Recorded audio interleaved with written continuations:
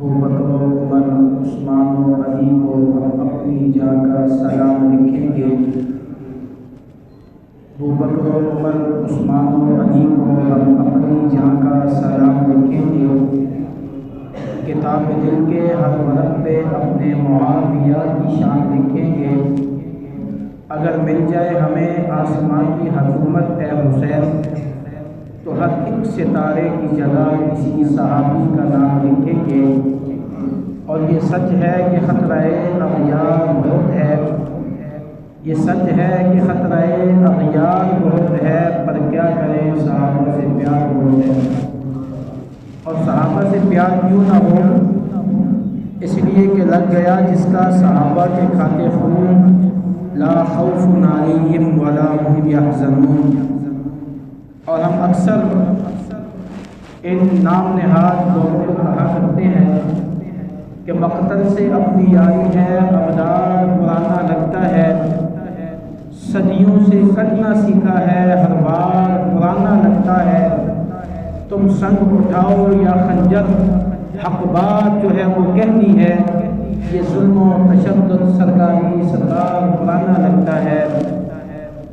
اور جو ہو فرعون اسے میں خدا کہہ دوں یہ مشکل ہے، جو ہو دجال اسے رہنما کہہ دوں یہ مشکل ہے۔ مجھے سولی پہ لٹکا دو، مجھے زنجیر پہنا دو، رب کعبہ کی قسم جو ہو اصحاب پیغمبر کا منکر اسے مسلمہ کہہ دوں یہ مشکل ہے۔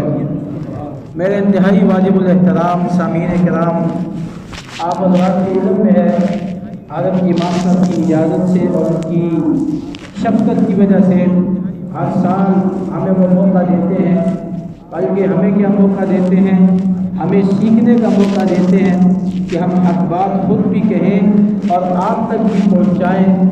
جمادی الثانی کا مہینہ چل رہا ہے، جمادی الثانی کی 22 تاریخ کو ایک شخصیت کا یوم وفات ہے، اور جس شخصیت کا یوم وفات ہے وہ کوئی عام شخصیت نہیں ہے، بلکہ وہ کوئی دنیا کے اعتبار سے صرف خاص نہیں، بلکہ اگر روز اول یعنی روح عالم ارواح سے لے کر قیامت کے دن تک کہا جائے، بلکہ قیامت کے دن بھی کہا جائے، بلکہ قیامت کے بعد جنت کے لیے بھی کہا جائے، تو سب سے خاص الخاص شخصیت وہ ابو بکر صدیق رضی اللہ تعالیٰ عنہ۔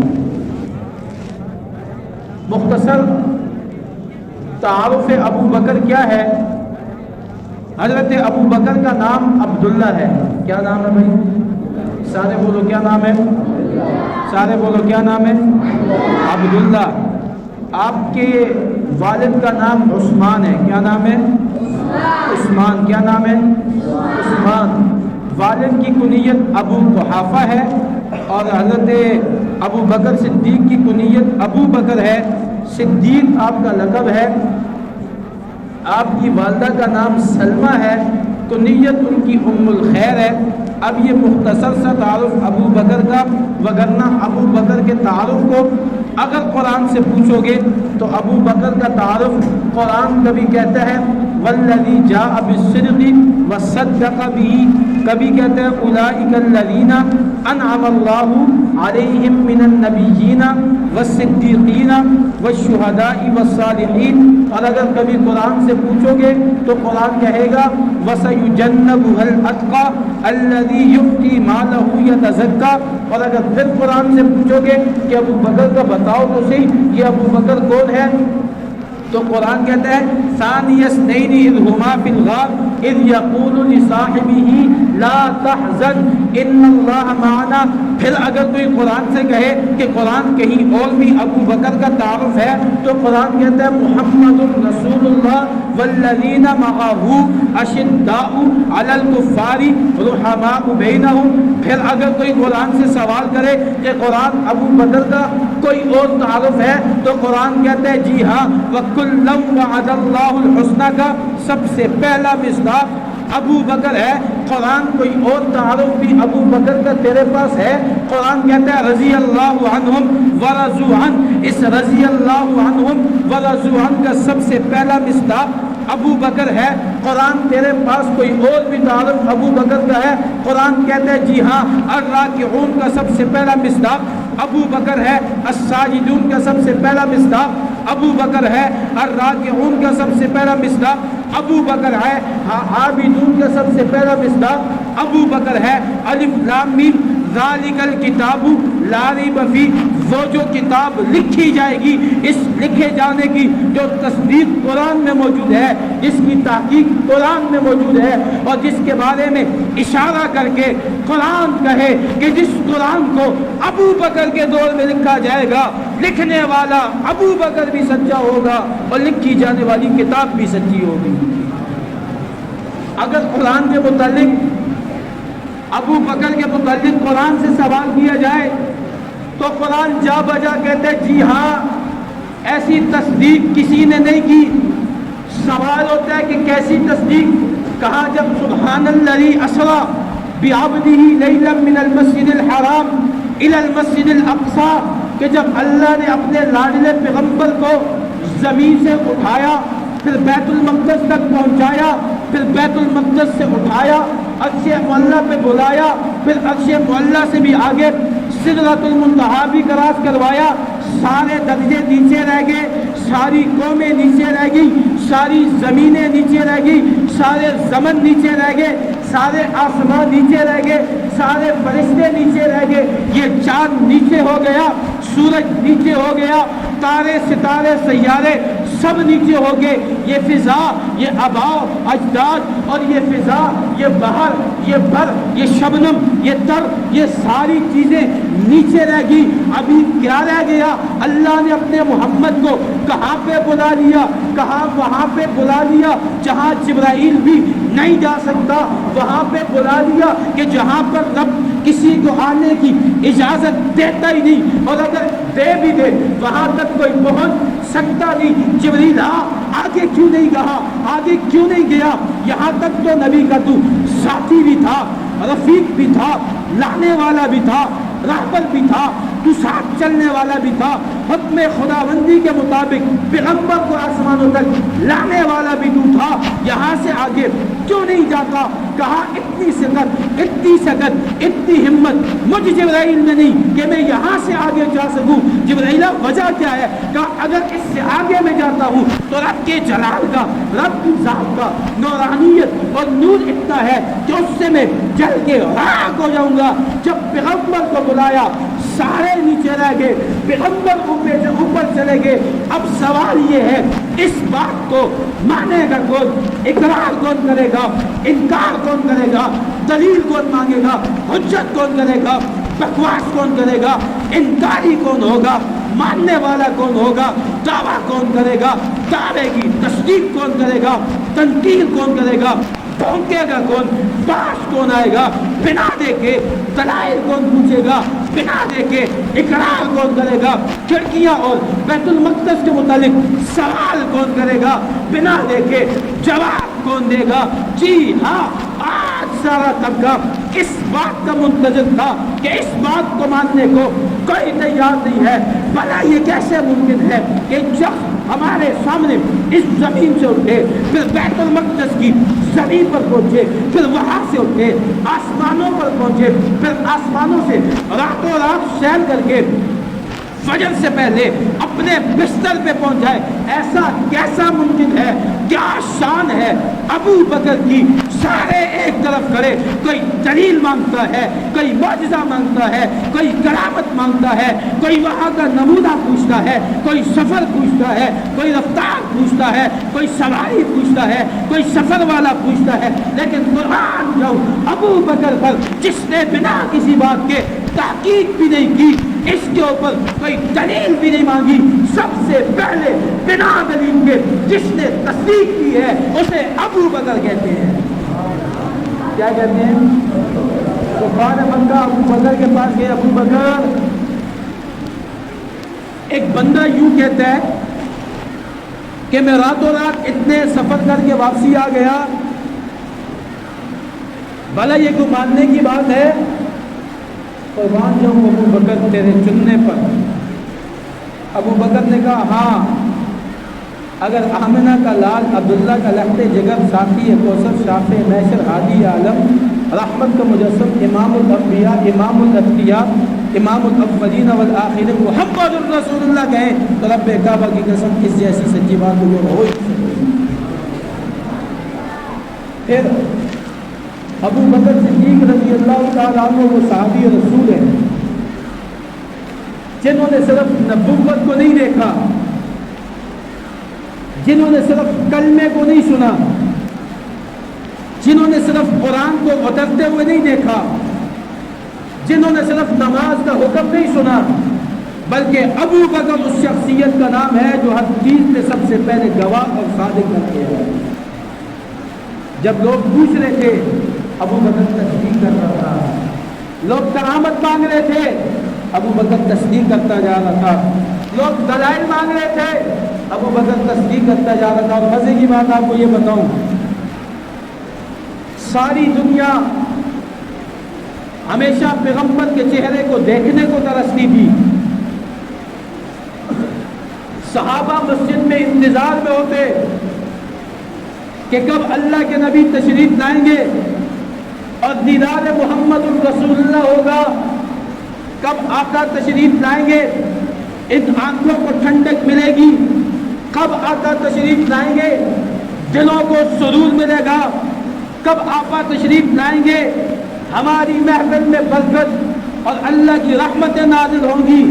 لیکن ابو بکر وہ ہے جس نے انتظار نہیں کیا، ابو بکر وہ ہے جو نماز کے لیے نہیں، ابو بکر وہ ہے جو گلی میں نہیں، ابو بکر وہ ہے جو چوک میں نہیں، ابو بکر وہ ہے جو چوراہے میں نہیں، ابو بکر وہ ہے جو بستر پہ نہیں، ابو بکر وہ ہے جو گھر پہ نہیں، ابو بکر وہ ہے جو دہلیز پہ نہیں، ابو بکر وہ ہے جو دکان پہ نہیں، ابو بکر وہ ہے جو مکہ میں نہیں، ابو بکر وہ ہے جو مدینہ میں نہیں۔ جی ہاں، ابو بکر تو وہ ہے جس کو اللہ نے انتخاب ایسا دیا، تصدیق ایسی کروا دی، ساری دنیا پیغمبر کے چہرے کو دیکھنے کو ترستی تھی۔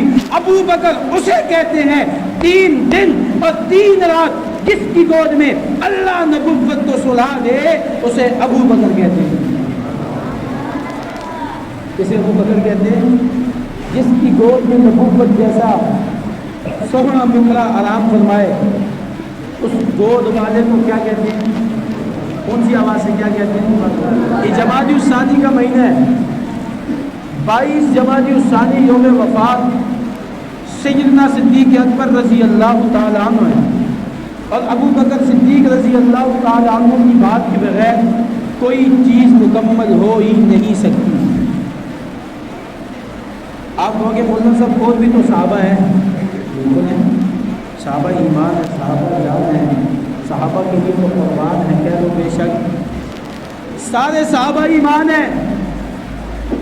ان سارے صحابہ کے امام کا نام ابو بکر ہے، ان سارے صحابہ کے مقتدی کا نام ابو بکر ہے، نبی کے ساتھی کا نام ابو بکر ہے، نبی کے رفیق کا نام ابو بکر ہے، مصلی کے وارث کا نام ابو بکر ہے، قرآن کے قاری کا نام ابو بکر ہے، نبوت کو کندھوں پہ بٹھانے والے کا نام ابو بکر ہے، نبوت کے لیے اپنا جان مال اولاد وقف کرنے والے کا نام ابو بکر ہے۔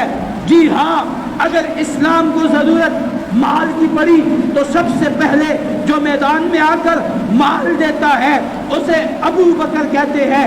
اولاد کی ضرورت پڑی نبوت پر، اپنی کنواری بیٹی اپنی کنواری بیٹی پیش کرتے نکاح کے لیے اسے ابو بکر کہتے ہیں۔ جان کی ضرورت پڑی سب سے پہلے اپنے جسم پر نبوت سے پہلے مار کھا کر دنیا کو بتا دیا ابو بکر نبی کا، ابو بکر نبی کی نبوت سے پہلے بھی تصدیق کرتا تھا، نبوت کے بعد بھی تصدیق کرتا تھا۔ اور ابھی عشاء کی نماز میں امام صاحب نے آپ سے اجازت دی، کہا کہ بھائی میرا وضو نہیں ہے، خون نکلا، شرعی مسئلہ یہی ہے کہ خون نکل جائے یا ہوا خارج ہو جائے تو وضو ٹوٹ جاتا ہے۔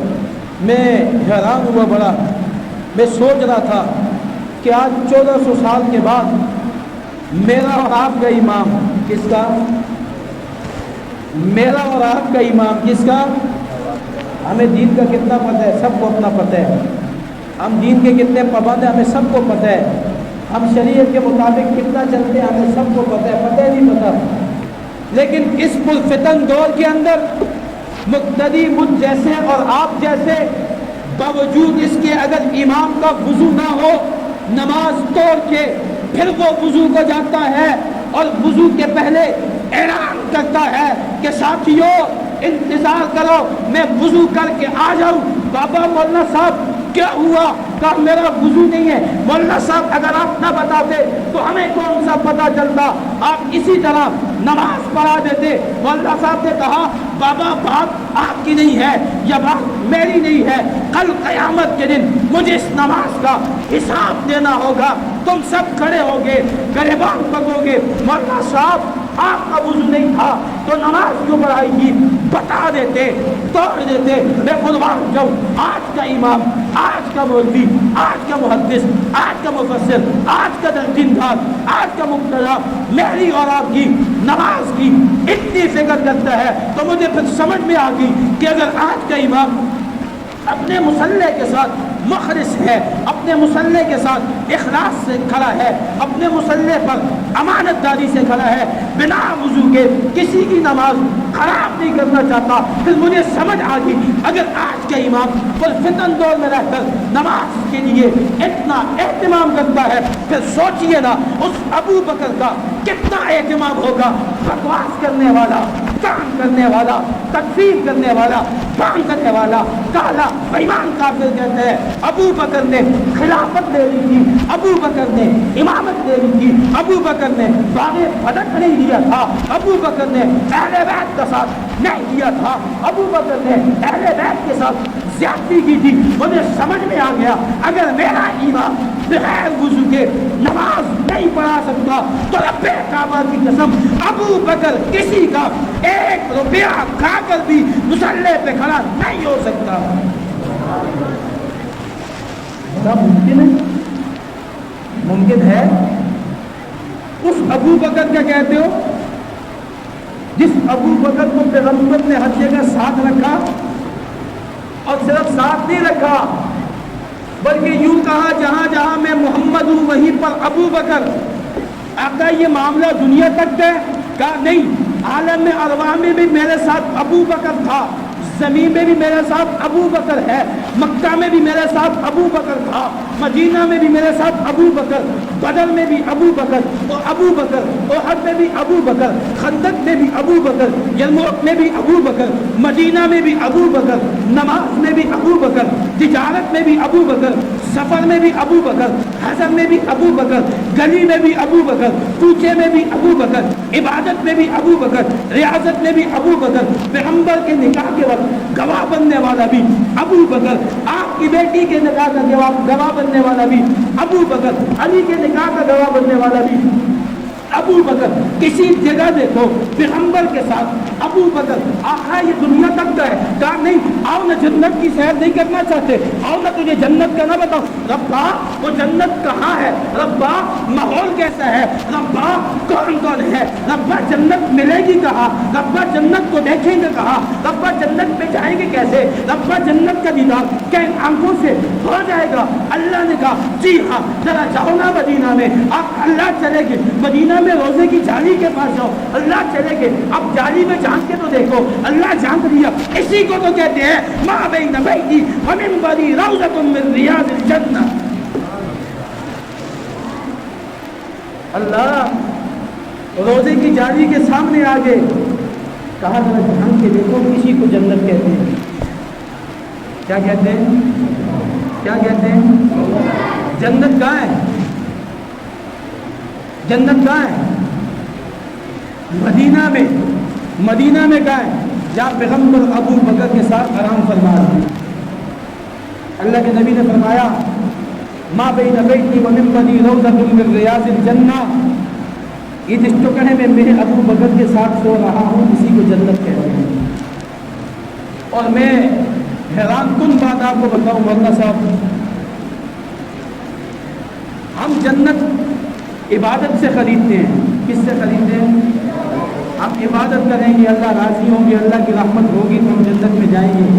اگر اللہ کی رحمت نہ ہو تو جنت میں جا سکتے ہیں، اپنے اعمال سے ہم جنت میں جا سکتے ہیں.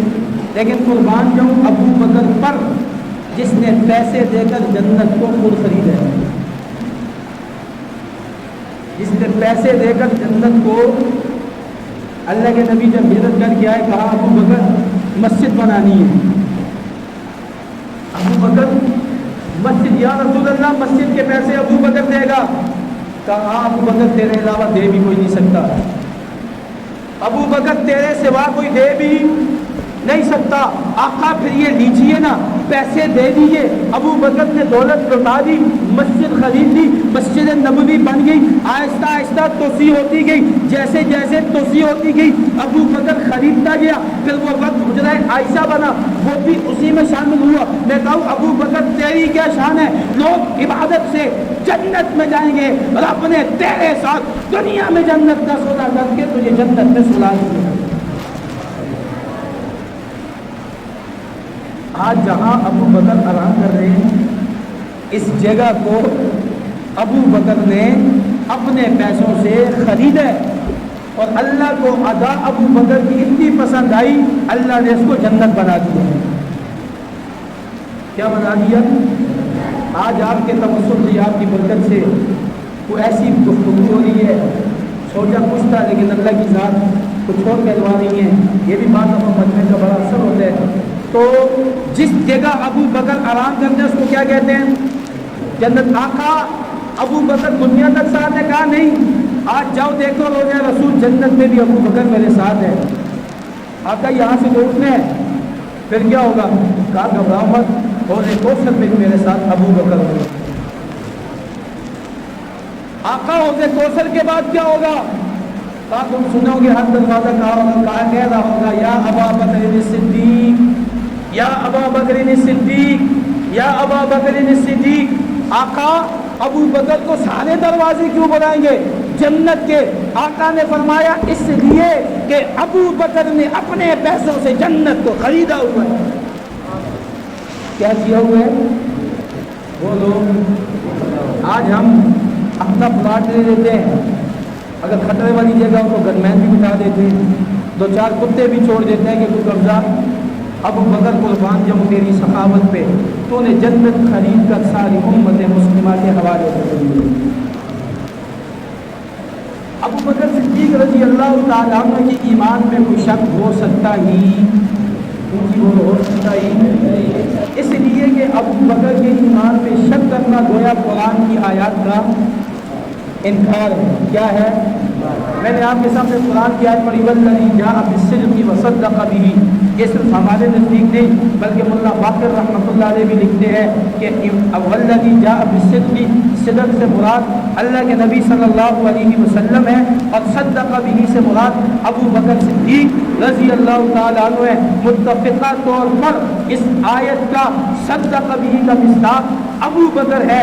اب کوئی ابو بکر کا انکار کرے تو گویا وہ قرآن کی آیت کا انکار کرے گا۔ جو قرآن کی آیت کا انکار کرے میری زبان میں اسے کافر کہتے ہیں، اور جو کافر ہو جائے نہ اس سے دوستی اچھی ہے، نہ اس سے تعلق اچھا ہے، نہ اس کا نکاح باقی ہے، نہ اس کا تعلق باقی ہے، اس لیے کہ قرآن اللہ کا کلام ہے، اور قرآن میں وہی لکھا گیا ہے جسے خدا نے اپنا کلام کہا ہے۔ پھر قرآن میں اللہ نے ابو بکر کو اگر صدیق لکھ لیا، ساتھی لکھ لیا، معاہو لکھ لیا، صدق بھی لکھ لیا، وسیجنبها الاتقى لکھ لیا، اب جو کوئی ابو بکر کا انکار کرے گا وہ مسلمان ہو سکتا؟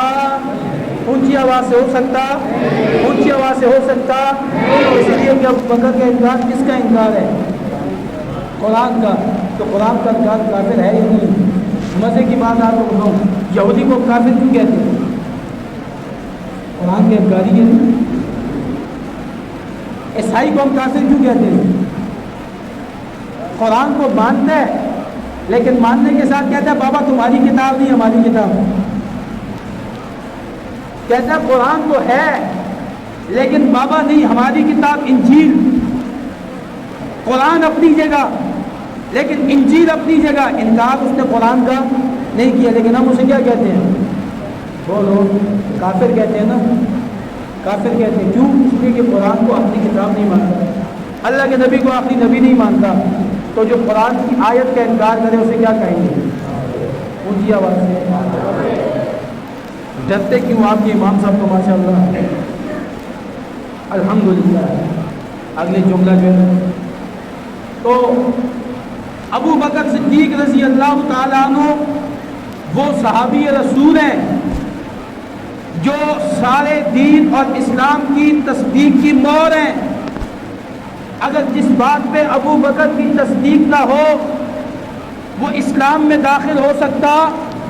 آج کسی نے سوال کیا مولانا صاحب کالوں کے ہاں حافظ قرآن کیوں نہیں ہوتے؟ میں نے کہا کالوں کے دلوں میں نور والا ابو بکر جو نہیں. کہا مولانا صاحب ابو بکر کا قرآن سے کیا واسطہ؟ میں نے کہا اگر تجھے پتا ہو تو سارا واسطہ ہی ابو بکر کا ہے. کہا مولانا صاحب وہ کیسے؟ میں نے کہا قرآن کو دیکھو، آسمان سے آیا، اللہ نے نبی کو غار میں بلایا، غار میں بلا کر قرآن عطا کیا. قربان جو ابو بکر تجھے بھی اللہ نے نبی کے ساتھ غار میں بلایا، پھر غار میں بلا کر کہا ابو بکر دو زانو ہو کر بیٹھ جائیے نا، اللہ کیا تحفہ دینا چاہتے ہو؟ فرمایا آج صرف قرآن نہیں بلکہ قرآن والا بھی تمہاری جھولی میں ڈالنے والا ہو. صرف قرآن نہیں، آج تو قرآن والا بھی تمہاری جھولی میں. اللہ ابو بکر نے عشق میں کہا ہوگا اللہ کیا وجہ ہے کہ آج محمد الرسول اللہ قرآن مجید کے ساتھ میری گود میں آرام فرمائیں گے؟ اللہ نے کہا ہوگا ابو بکر اس محبت میں اس جیسی دلیل اور اس شخصیت کے لیے اس جیسی گود تیری سوا کوئی ہو سکتی نہیں ہے. اس محمد الرسول اللہ کے لیے بستر بننے کے لیے، تکیہ بننے کے لیے تیری گود کے سوا کوئی گود ہو سکتی نہیں ہے. اللہ کیا وجہ ہے؟ کہا ابو بکر تو مجھے پسند اتنا ہے، اگر نبوت کا دروازہ کھلا ہوتا تو میں محمد کے بعد تجھے نبی بنا کے لے گا. فرق کیا ہے؟ بس فرق صرف اتنا ہے ابو بکر امت میں سب سے پہلا، ہمارے نبی سب سے پہلے آئے سب سے آخر میں، لیکن مقام اور مرتبے میں سب سے پہلے. جہاں پر نبوت کی سیڑھی ختم ہوتی ہے نبوت کی سیڑھی کے بالکل نیچے ابو بکر صدیق کی شان کھڑی ہے. اب اگر کوئی نبی کو مانے گا تو ابو بکر کو ماننا ہوگا، اگر ابو بکر کو نہیں مانے گا تو نبی کو مان سکتا ہی دو لوگ. اور آخری بات ابو بکر کی کیا عجیب شان ہے لوگ. آج اگر کسی کی ماں کسی کی داڑھی پر بوسہ دے دے تو کہتا ہے مولانا صاحب بڑا خوش نصیب ہوں، مولانا صاحب بڑا خوش نصیب ہوں. بھائی کیا ہوا؟ کہا مولانا آج تک یہ تو آپ نے سنا ہے کہ رخسار پہ ماں نے بوسہ دیا، آج میری ماں نے میری داڑھی پہ بوسہ دیا. اچھا تو کیا ہوا؟ کہا مولانا صاحب میرے 6 بھائی ہیں، ماں نے کسی کو لفٹ ہی نہیں کروائی، میری داڑھی پہ ماں نے بوسہ دیا. اپنے آپ کو کچھ عجیب سمجھتے ہیں؟ نہیں سمجھتا. فخر سے سب کو بتاتے ہیں میری ماں نے میری داڑھی پہ بوسہ دیا. اچھا بابا ایک شان میں نہ بھی بتاؤں، ایک کی شان میں نہ بتاؤں جس کی صرف داڑھی نہیں بلکہ ابو بکر اس شخصیت کا نام ہے جس کا آنسو نکلا اس نے سب سے پہلے ابو بکر کے چہرے کو چھوا، پھر چہرے کو چھو کر داڑھی کو چھوا، داڑھی کو چھو کر سیدھا رخسار محمد رسول اللہ پہ گرا. آقا کھڑے ہوئے، کہا کیا ہوا؟ میں نے وجن میں آ کے کہا آقا اللہ دنیا کو ابو بکر کی شان بتانا چاہتے ہیں کہ دنیا کے لوگ خوش نصیب ہوں گے. کسی کو نبی کا پسینہ ملا ہوگا، کسی کو نبی کا پسینہ اور کسی کو نبی کا آنسو ملا ہوگا، کسی کو نبی کا بال مبارک ملا ہوگا، کسی کو نبی کے نالین کے جوتے کا سائز ملا ہوگا. قربان جاؤں ابو بکر تیرے پر صرف تو ہی نہیں تیرا آنسو اتنا خوش نصیب ہے جسے اگر ٹھکانہ ملا تو محمد رسول اللہ کا چہرہ. آنسو ابو بکر کا، چہرہ محمد الرسول اللہ کا، وہ ظالموں اتنی تو حیا کر لیتے، اتنی تو حیا کر لیتے۔ میں پہلے بھی کہہ چکا ہوں، حیا وہ کرے گا جس کے پاس ذات ہوگی، جس کے پاس قوم ہوگی، جس کے پاس حسب ہوگا، نسب ہوگا، قوم ہوگی، خاندان ہوگا، ابا ہوگا، اماں ہوگی، ابا نیک ہوگا، اماں نیک ہوگی، ابا ایک ہوگا، حلالی ہوگا، بڑے چھوٹے کا احترام کرتا ہوگا، اسے پتا ہوگا ابو بکر کیا ہے۔ بھائی کتے کو کیا پتا ابو بکر کیا، خنزیر کو کیا پتا ابو بکر کیا، جانور کو کیا پتا ابو بکر کیا، کیڑے مکوڑے کو کیا پتا ابو بکر کو۔ دنیا میں بسنے والے ایک ہی تو قوم نہیں، ایک ہی تو انسان نہیں، اس دنیا میں اللہ نے بندر کو بھی تو پیدا کیا، خنزیر کو بھی تو پیدا کیا، کتے کو بھی تو پیدا کیا، مخلوقات کو بھی تو پیدا کیا، لیکن انسان وہ ہے جس کو اللہ نے اسلام دے کر عزتوں سے نواز دیا، اسلام دے کر سب سے جدا کر دیا، اسلام دے کر دولت مند بنا دیا، اسلام دے کے غیرت مند بنا دیا، اسلام دے کے اہمیت والا بنا دیا، اسلام دے کے سب سے جدا کر کے کڑا کر دیا۔ اب قیامت کے دن تک فیصلہ پہنچ چکا ہے، ابو بکر کو وہی مانے گا جو انسان کا پتر ہوگا، جو جانور اور گدھے کا پتر ہوگا وہ ابو بکر کو مان ہی نہیں سکتا۔ مگر کبھی سوچا بھی ہے کون ابو بکر؟ بھائی جس ابو بکر کے کندھوں پر نبوت کو اللہ نے بٹھا دیا، اس ابو بکر کی کوئی تقریر کرے اور ہم خاموشی سے بیٹھ جائیں، ہم سے بڑا بغیرت کوئی نہیں۔ اس ابو بکر کو کوئی گالی دے اور ہم خاموش بیٹھ جائیں، رب کعبہ کی قسم ہم سے بڑا بغیرت کوئی نہیں، بے حس کوئی نہیں، بے ضمیر کوئی نہیں۔ چھوڑو لبادہ اسلام کا، دھوکہ مت دو امت کو، اسلام کو دھوکے میں مت رکھو، لوگوں کو دھوکہ مت دو۔ آؤ میدان میں، ابو بکر کا دفاع بھی ہم کریں گے، اسلام کا دفاع بھی ہم کریں گے، قرآن کا دفاع بھی ہم کریں گے، اور نبوت کا دفاع بھی ہم کریں گے انشاءاللہ۔ کرو گے انشاءاللہ؟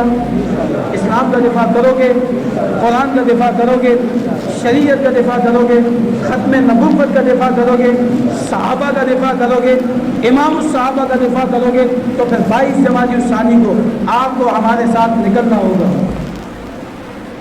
22 جمادی الثانی 5 جنوری بروز جمعۃ المبارک آپ لوگوں نے ابو بکر کی محبت میں نکلنا ہوگا۔ نکلو گے؟